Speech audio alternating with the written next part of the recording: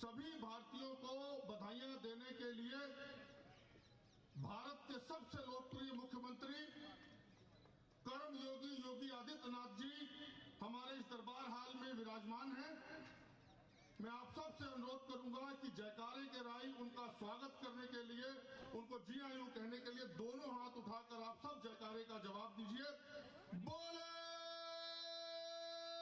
सोनिहाल।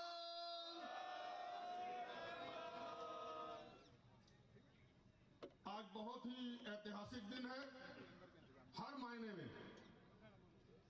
जगत गुरु साहिब श्री गुरु नानक देव जी महाराज का 552वां प्रकाश उत्सव हम सब बड़ी श्रद्धा, प्यार और उत्साह के साथ मना रहे हैं।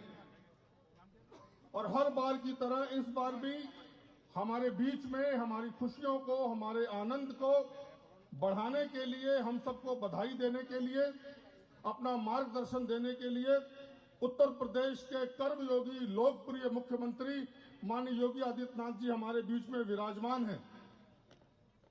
माननीय योगी आदित्यनाथ जी हमेशा इतिहास में याद किए जाएंगे। देश की आजादी के 70 साल के बीच में कभी ऐसा नहीं हुआ कि मुख्यमंत्री के आवास पर गुरबाणी का कीर्तन गाया गया हो। पूरे देश के किसी मुख्यमंत्री आवास में ऐसा नहीं हुआ। उत्तर प्रदेश के मुख्यमंत्री बनने के बाद योगी आदित्यनाथ जी के सरकारी मुख्यमंत्री आवास में गुरबाणी के कीर्तन के शब्द गूंजे, गुरबाणी का कीर्तन गाया गया। साहिबजादों की शहादत पर उनकी शहीदी को नमन करते हुए, श्रद्धा के फूल भेंट करते हुए वहां पर कार्यक्रम आयोजन हुए और सारे देश में इसकी गूंज सुनाई गई, सारे विश्व में इसको सुना गया।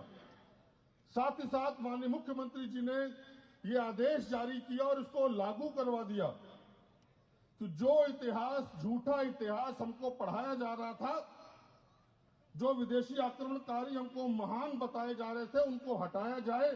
सच्चा, सुच्चा और भारत का, सिख जगत का गौरवमय इतिहास पाठ्यक्रम में शामिल किया जाए। आज साहिबजादों की शहीदी को उत्तर प्रदेश के पाठ्यक्रम में शामिल किया गया है। हम सब माननीय मुख्यमंत्री जी को बधाइयां देते हुए ये अनुरोध करेंगे और भी देश के लिए, भारतीय सभ्यता और संस्कृति के लिए जिन्होंने कुर्बानियां दी हैं, उनको भी पाठ्यक्रम में शामिल किया जाए ताकि देश के लिए कुर्बान होने वालों नई पीढ़ी की एक नई पौध तैयार हो सके। मैं माननीय मुख्यमंत्री जी का स्वागत करने के लिए, अभिनंदन करने के लिए अनुरोध करूंगा लखनऊ गुरुद्वारा प्रबंधक कमेटी के अध्यक्ष सर राजेंद्र सिंह बग्गा जी को कृपा करके आके माननीय मुख्यमंत्री जी को गुरु घर की बख्शिश स्वरूप पाओ और आज के इस समारोह का यादगारी सम्मान चिन्ह देने की कृपा करें। उसके बाद हमारे बीच में जो सम्मानित मंत्रीगण और मान्यवर उपस्थित हैं उनको हम सम्मानित करेंगे। मुख्यमंत्री माननीय योगी आदित्यनाथ जी।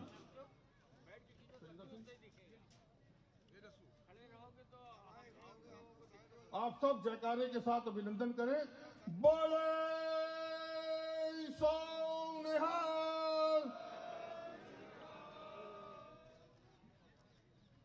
हमारे बीच में हमारी माननीय महापौर श्रीमती संयुक्ता भाटिया जी विराजमान हैं। मैं अनुरोध करूंगा बग्गा साहब के उनको स्वागत करने की कृपा करें। माननीय मुख्यमंत्री जी को संज्ञान में होगा, मैं फिर भी अवगत कराना चाहता हूं, मेरी जिम्मेदारी बनती है कि पिछले 1 साल में सिख जगत के 11 महापुरुषों के नाम पर चौराहे और पार्कों का नामकरण माननीय मुख्यमंत्री जी के मार्गदर्शन और निर्देश पर माननीय महापौर जी ने किया है। ये एक इतिहास है। 70 सालों में जो कभी नहीं हुआ वो हुआ भारतीय जनता पार्टी के मुख्यमंत्री बनने के बाद योगी आदित्यनाथ जी की सरकार ने। माननीय महापौर जी का अभिनंदन करते हुए लखनऊ गुरुद्वारा प्रबंधक कमेटी के प्रधान सर राजेंद्र संयुक्ता भाटिया जी। बोले सोनिहाल। माननीय सुरेश तिवारी जी विधायक कैंट, तो 4 बार के विधायक हैं और कैंट में जहां हमारी सबसे ज्यादा आबादी है, सुख दुख में हमेशा हमारे साथ खड़े रहने वाले। बोले सोनिहाल। माननीय योगेंद्र उपाध्याय जी विधायक आगरा से हमारे बीच में आए हैं। मैं अनुरोध करूंगा बग्गा साहब से। साथ ही साथ उत्तर प्रदेश अल्पसंख्यक आयोग के सदस्य सर परमिंदर सिंह जी, जो हम सबकी भावनाओं को मुख्यमंत्री जी तक पहुंचाते हैं। प्रदेश में कहीं भी किसी अल्पसंख्यक को समस्या हो तो वहां तक पहुंचाते हैं और निदान करवाते हैं। सर परमिंदर सिंह जी। बोले सोनिहाल। सरदार जसविंदर सिंह जी, उत्तर प्रदेश पंजाबी एकेडमी के सदस्य, जो लखनऊ में कम रहते हैं, उत्तर प्रदेश में घूम घूम के प्रवास करते हुए पंजाबी भाषा और सरकार की रीति नीतियों का प्रचार करते रहते हैं, सरदार जसविंदर सिंह जी।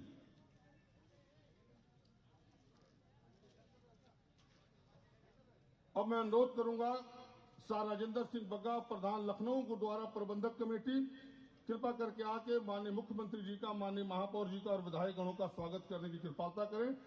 सर राजेंद्र सिंह बग्गा जी।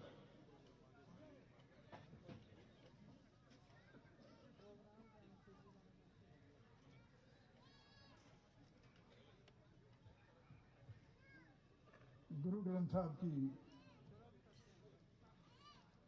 पावन पवित्र हजूरी में विराजमान परम सत्कार योग साथ संगत, आइए हम सब मिलकर के दशमेश पिता यानी गुरु गोविंद सिंह द्वारा बख्शी हुई फतेह की शान करें।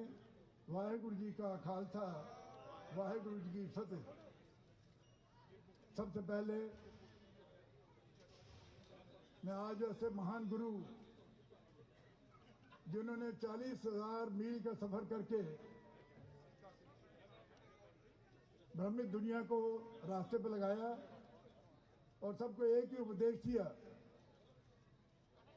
कि आप अपने एक अकाल पुरख, एक वाहिगुरु, एक अल्लाह को याद रखिए। दूसरी बात, इतनी यात्रा किसी भी पीर पैगंबर ने नहीं की जितनी गुरु नानक देव जी ने 24 सालों में 48,000 मील की सफर की यात्रा की। तभी इनके लिए कहा जाता है कि सरताज है जो अवतारों का, नानक नाम है उपकारों का, वो दर्दी है इंसानों का, मालिक है दोनों जहानों का। मैं ज़्यादा समय नहीं लूँगा क्योंकि माननीय मुख्यमंत्री जी को जाना है, लेकिन मैं एक बात जरूर माननीय मुख्यमंत्री जी को याद दिलाना चाहूँगा। माननीय मुख्यमंत्री जी, आप जब पिछली दफा यहाँ पर आए थे तो मैंने आपसे कहा था कि माननीय मुख्यमंत्री जी, कामयाबी के हर शिखर पर आपका नाम होगा, कामयाबी के हर शिखर पर आपका नाम होगा, आपके हर कदम पर देश की जनता का सलाम होगा। जिस साहस से आप संकटों का सामना करते हैं, देखिए एक दिन वक्त भी आपका गुलाम होगा। देखिए, ये बात मैंने जब पहले 2 साल पहले माननीय मुख्यमंत्री जी इसी स्टेज पर यहीं पर बैठे थे तब मैंने शेयर इनके अंदर किया था, और आज फिर मैं कह रहा हूँ कि जो इनके 5 साल के अंदर प्रदेश की जनता ने ये भय मुक्त समाज देखा है, न्याय युक्त समाज देखा है, ये केवल हमारे माननीय मुख्यमंत्री जी का है। मेरी भी आज 80 साल की उम्र हो चुकी है। मैं इतने जाने गुरपुर मना चुका हूँ, 27 साल से मैं अध्यक्षता कर रहा हूँ, लेकिन आज तक मैं गुरु महाराज की हजूरी में कह रहा हूँ, माननीय मुख्यमंत्री जी, आप जैसा मुख्यमंत्री ना हमने देखा है, शायद पता नहीं मेरी कितनी आयु है, ना मुझे को देखने को मिलेगा।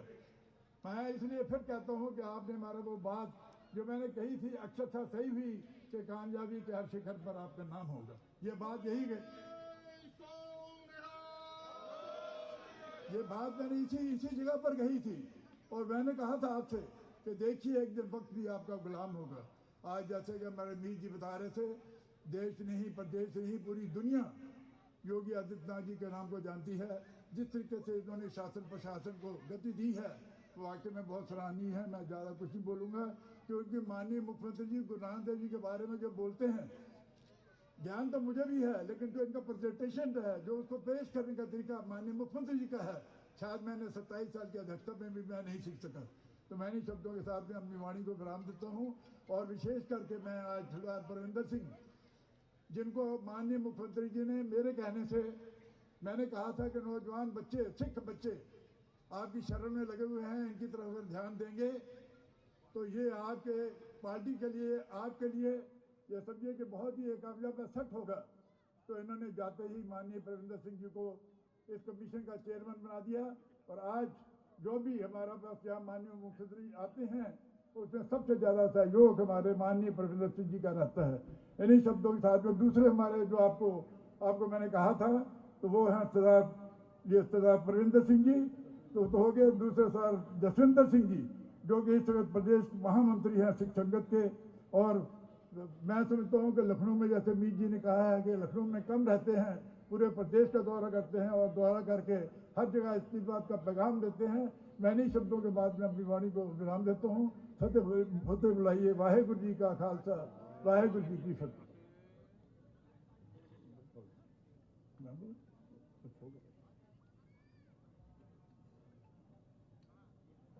अब मैं अनुरोध करूंगा 1 मिनट के लिए माननीय मुख्यमंत्री जी का स्वागत करने के साथ परमिंदर सिंह, सदस्य उत्तर प्रदेश अल्पसंख्यक आयोग।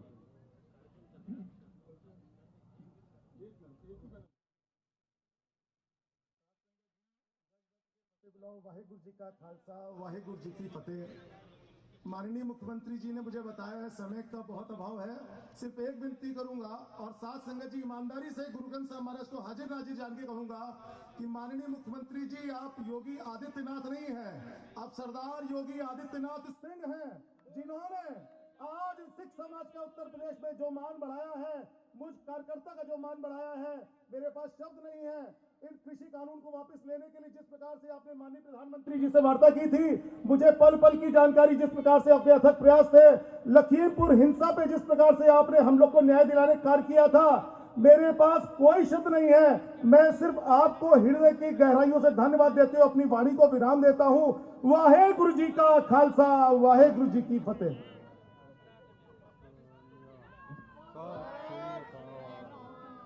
माननीय महापौर जी, माननीय विधायकगण हमारे बीच में हैं, लेकिन माननीय मुख्यमंत्री जी को प्रधानमंत्री जी के कार्यक्रम में जाना है। हम सबका स्नेह है, गुरु महाराज के प्रति उनकी श्रद्धा है कि वो समय निकालकर उन्होंने कहा कि जरूर मैं माथा टेकने जाऊंगा और बधाइयां देने जाऊंगा। अब मैं आप सबके बीच से हटते हुए अनुरोध करूंगा उत्तर प्रदेश के कर्मठ, लोकप्रिय और कर्मयोगी मुख्यमंत्री माननीय योगी आदित्यनाथ जी से कृपा करके मंच पर आकर हम सबको बधाइयां और मार्गदर्शन देने की कृपालता करें। आप सब जयकारे के साथ उनका स्वागत करें। बोले सो निहाल।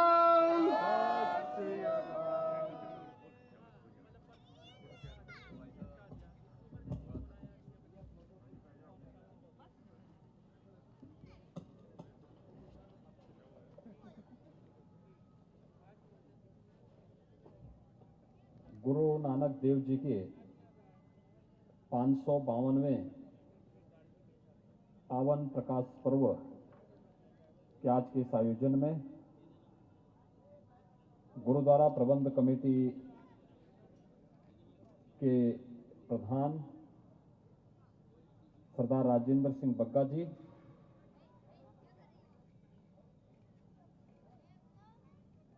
गुरुद्वारा प्रबंध कमेटी के प्रवक्ता सरदार सतपाल सिंह मीत जी, लखनऊ की महापौर श्रीमती संयुक्ता भाटिया जी, माननीय विधायक श्री त्रिपाठी जी, उत्तर प्रदेश अल्पसंख्यक आयोग के सदस्य सरदार परविंदर सिंह जी, पंजाबी एकेडमी से जुड़े हुए सरदार जसविंदर सिंह जी, सरदार हरमिंदर सिंह जी, सरदार कुलदीप सिंह सलूजा जी और आज के इस कार्यक्रम में उपस्थित सभी भाइयों बहनों, पावन प्रकाश पर्व पर मैं प्रदेश सरकार की ओर से आप सबको हृदय से अभिनंदन करते हुए कोटि कोटि बधाई देता हूं। आप सबके प्रति मैं अपनी शुभकामनाएं व्यक्त करता हूं। हम लोगों ने 2 वर्ष पहले जगत गुरु के रूप में विख्यात गुरु नानक देव जी के 550वें प्रकाश पर्व को बड़े हर्षोल्लास के साथ मनाया था और आज 552वें प्रकाश पर्व पर फिर एक बार हम लोगों को गुरु कृपा से यहां पर एकत्र होने का सौभाग्य प्राप्त हो रहा है। हम सब जानते हैं गुरु नानक देव जी अपनी साधना और अपनी सिद्धि से भक्ति की पराकाष्ठा पर पहुंचे हुए थे। सिख परंपरा के भक्ति से प्रारंभ यह ज्योतिपुंज अंततः गुरु गोविंद सिंह जी महाराज में शक्ति के तेज पुंज के रूप में भारत के उद्धारक के रूप में सदैव स्मरण किए जाते हैं। सिख गुरुओं की परंपरा और अलग अलग कालखंड में सिखों से जुड़े हुए, इस परंपरा से जुड़े हुए, चाहे वह गुरु गोविंद सिंह जी महाराज के साहबजादे रहे हों, चाहे वह सिख राजाओं का इतिहास हो, सिख क्रांतिकारियों का इतिहास हो, इसके बगैर भारत का इतिहास ही अधूरा है। इसलिए यह पर्व केवल और केवल हम सिख समुदाय तक सीमित न रख करके संपूर्ण भारत के पर्व के रूप में इस प्रकार के आयोजनों को हमें मनाना चाहिए।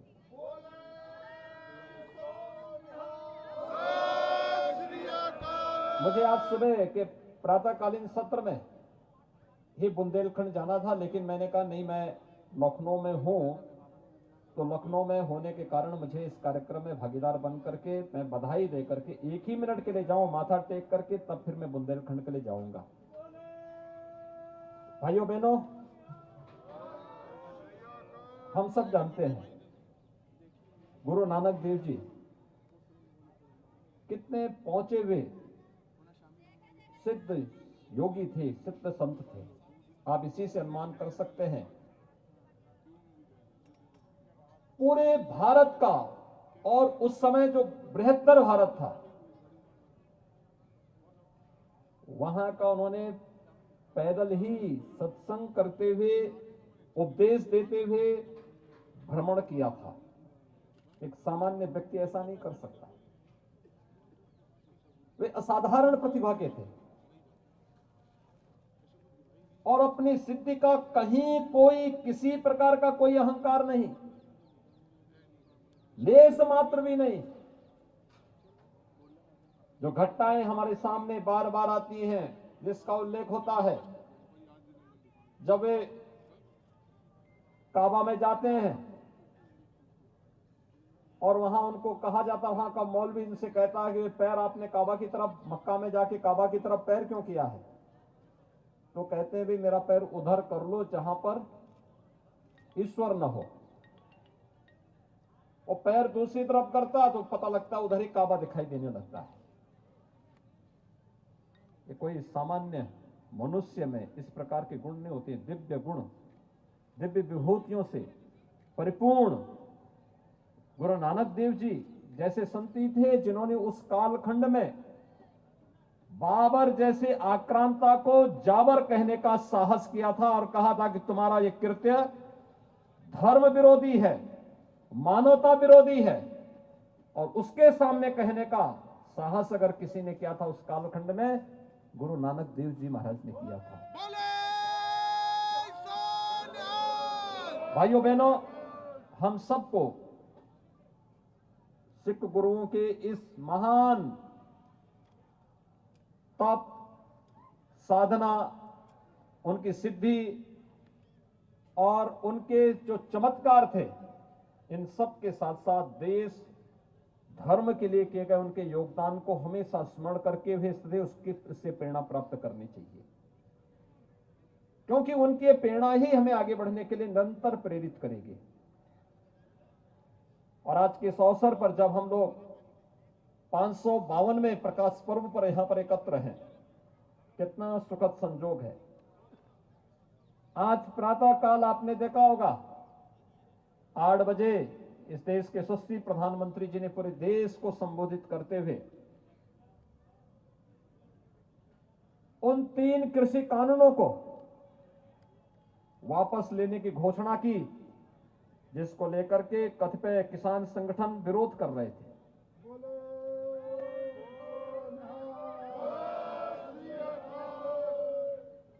ये कृषि कानून चाहे जैसे भी रहे हो, लेकिन अगर कहीं से आवाज निकली है तो लोकतंत्र में उस आवाज को ही हम अनसुनी नहीं कर सकते। ये हमारी कमी थी कि हम लोगों ने सही चीज समय पर उन लोगों तक पहुंचाने में कोताही बरती होगी,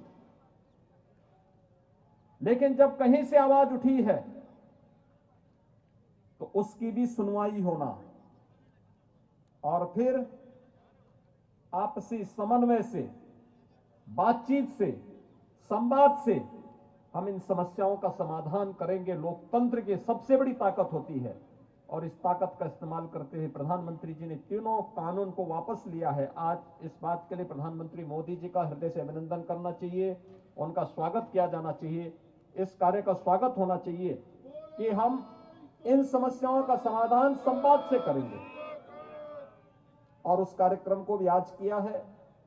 गुरु परंपरा के प्रति, गुरु नानक देव जी के प्रति यह हम सबकी एक सच्ची श्रद्धा का एक प्रमाण है। मैं एक बार फिर से आज के इस प्रकाश पर्व पर आप सभी भाइयों को, सभी बहनों को प्रदेश सरकार की ओर से हृदय से बधाई देता हूं, अपनी शुभकामनाएं देता हूं और विश्वास व्यक्त करता हूं कि सिख गुरुओं के त्याग और बलिदान से हम सब सदैव प्रेरणा प्राप्त करके अपने देश और अपने धर्म के लिए सदैव कार्य करते रहेंगे। आप सबके प्रति मेरी शुभकामनाएं। धन्यवाद। जय हिंद।